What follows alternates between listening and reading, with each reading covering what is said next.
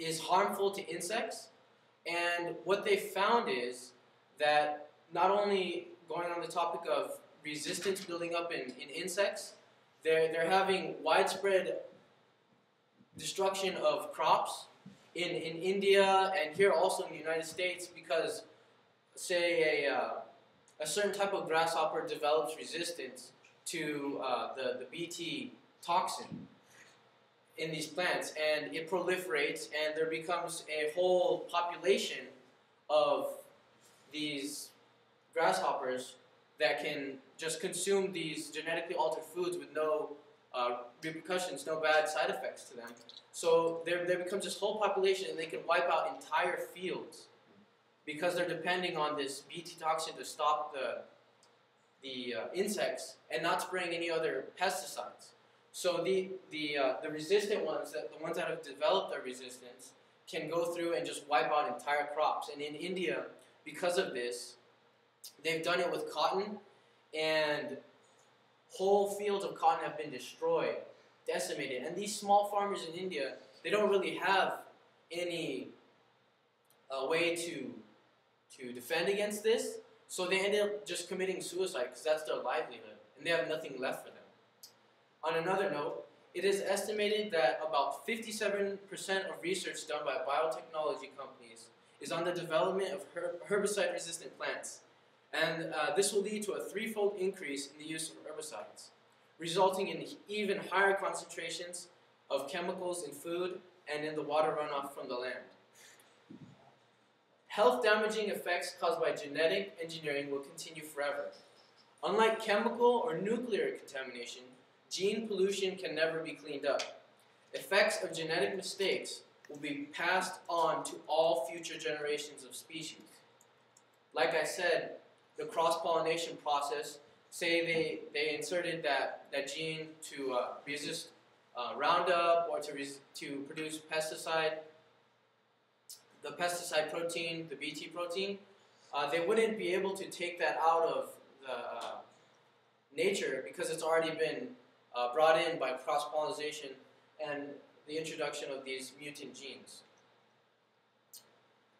Genetic transfer across species and competition for new species damaging the environment.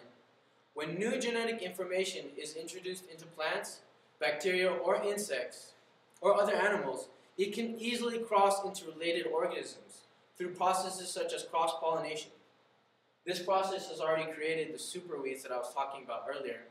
And something else that scientists fear is the genes, humans consuming these genetically altered foods, and the genes that have been inserted into the food transferring to the bacteria microflora in your intestines, and what would essentially happen is your bacteria would produce toxins and you would become deathly ill.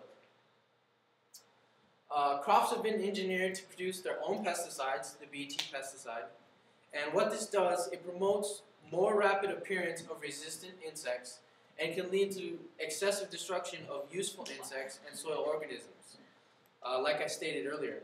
Another effect of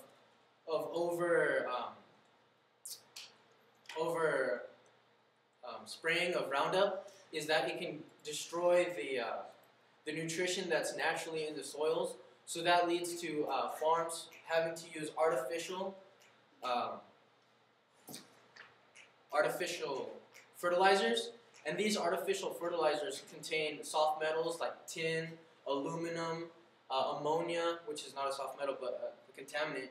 And what happens is it gets into the water table. It can cause autism in people, genetic defects, birth defects, all kinds of things, and it just really wreaks havoc on all of society.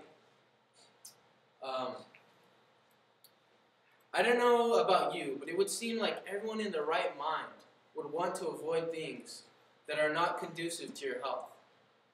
The stomach is closely related to the brain, a quote from the Ministry of Healing, page 306. We must be diligent in what things we put in the stomach lest we contaminate our whole body.